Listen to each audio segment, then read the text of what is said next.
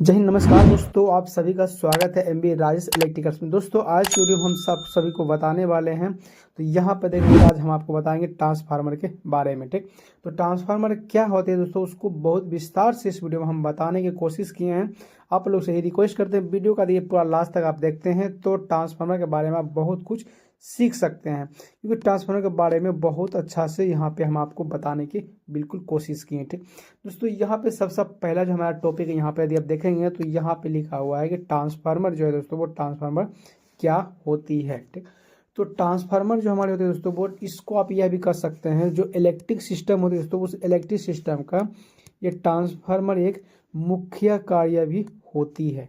बिना ट्रांसफार्मर के आपके घर में जो दोस्तों जो बिजली पहुंचती है, उस बिजली को पहुंचना भी मुश्किल हो जाता है यदि आपके घर में यहाँ पे यदि ट्रांसफार्मर को ना लगाया जाए तो। ठीक, जहाँ पे दोस्तों बिजली बनती है, आप सभी को बता दें, जो बिजली जहाँ पे बनती है वहाँ से और हमारे घर की जो दूरी है दोस्तों, वो काफ़ी दूर होती है। और जहाँ पे हमारी बिजली जो पावर प्लांट है दोस्तों, वहाँ से जब हम बिजली को ट्रांसमिट करेंगे अपने घर के लिए, तो यदि वहाँ पे देखें तो जो बिजली यहाँ पे जो आएगी, वो आपके रास्ते में वो बिजली ख़त्म हो जाएगी यदि ट्रांसफार्मर के वहाँ पे उपयोग ना किया जाए तो। लेकिन यहाँ पे साफ साफ यह है कि स्टार्टिंग से जहाँ पे बिजली को जनरेट करते हैं, वहीं से दोस्तों ट्रांसफार्मर की जो गिनती है तो वो स्टार्ट हो जाती है, यूज उसका वहाँ से स्टार्ट हो जाती है। आपके घर तक बिजली पहुँचाने का जो कार्य होती है, वो ट्रांसफार्मर के माध्यम से ही होती है। कितना कहाँ पे कितना वोल्टेज पहुंचाना है दोस्तों, वो ट्रांसफार्मर के माध्यम से वहाँ पे ट्रांसमिट किया जाता है। ठीक, और यदि ट्रांसफार्मर को ना लगाया जाए तो उस कंडीशन में जो ये कार्य है दोस्तों, कहीं मुश्किल हो सकता है। इसलिए कि जो ट्रांसफार्मर होती है, इलेक्ट्रिक सिस्टम का एक मुख्य कार्य भी कहा जाता है। दूसरा टॉपिक जो हमारे यहाँ पे है, जो ट्रांसफार्मर है दोस्तों, वो किस सिद्धांत पे कार्य करती है। ठीक, तो ट्रांसफार्मर यहाँ पे देखें, जो फैराडे का लॉ होती है दोस्तों, Faraday loss of electromagnetic induction पे कार्य करती है। ये जो हमारे ट्रांसफार्मर होती है, जो इलेक्ट्रिक ट्रांसफार्मर दोस्तों, वो फैराडे लॉस के इलेक्ट्रोमैग्नेटिक इंडक्शन पे भी काम करती है। इसको एक और भाषा किया जाता है दोस्तों, वो उसे म्यूचुअल इंडक्शन, इसको आप म्यूचुअल इंडक्शन के सिद्धांत पे भी कार्य करती है, इसको इस प्रकार से भी बोला जाता है। अभी दोस्तों ये क्या होती है, जो ट्रांसफार्मर का दोस्तों जो ट्रांसफार्मर का जो आविष्कार किया दोस्तों, उसका जो नाम था वो फैराडे थे।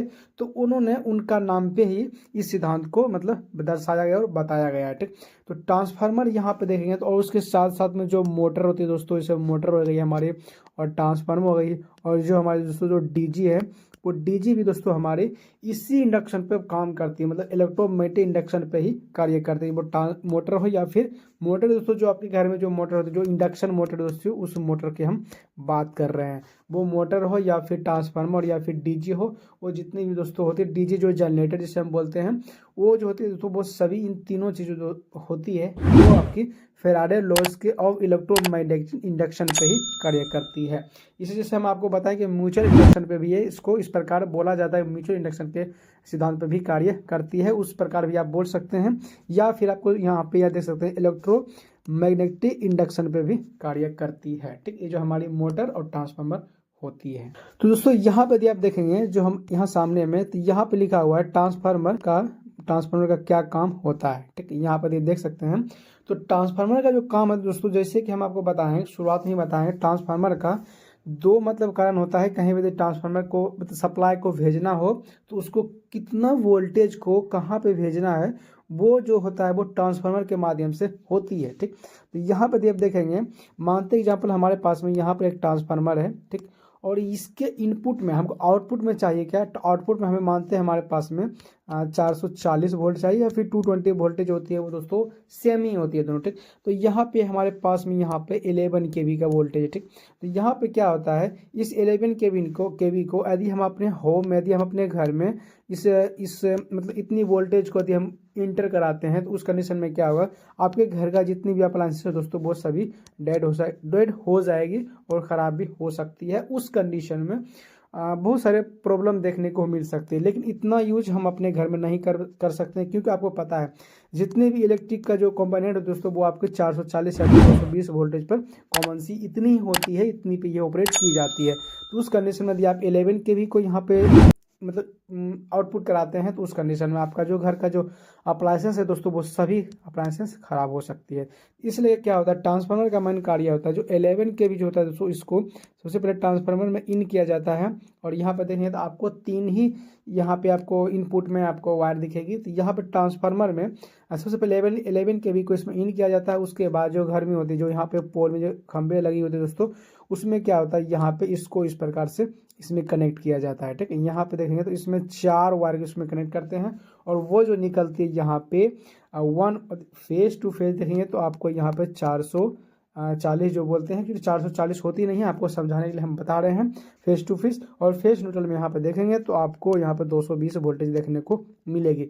तो यहाँ पे कोई भी ट्रांसफार्मर 440 या फिर 220 नहीं होती। इसको अपने हिसाब से इसको किस प्रकार आप चेक कर रहे हैं वो आपके मतलब आप पे निर्भर करती है। ठीक, यहाँ पे जो ट्रांसफार्मर होती है सीधा यहाँ पे आप इसको कह सकते हैं कि 11 केवी से 220 वोल्टेज में या 11 केवी से 414 वोल्टेज में आउटपुट देती है। ठीक, इस प्रकार से जो ट्रांसफार्मर का मुख्य काम होता है दोस्तों, वो वोल्टेज को या तो फिर अप करेगी या फिर वोल्टेज को वो डाउन करेगी। ठीक, तो ट्रांसफार्मर का मेन काम यही होता है कि वोल्टेज को बढ़ाना या फिर वोल्टेज को घटाना। यहाँ पे इस प्रकार से इसको बनाए जाते हैं। तो दोस्तों यहाँ पे यदि आप देखेंगे तो ट्रांसफार्मर का मुख्य कार्य क्या होता है, जैसे किसी भी चीज को एक मुख्य मतलब किसी चीज को यदि हम यूज कर रहे हैं तो उसका मेन कारण मतलब उसका मेन काम क्या होता है, वहाँ पे ये चीज हम आपको बताने की कोशिश कर रहे हैं।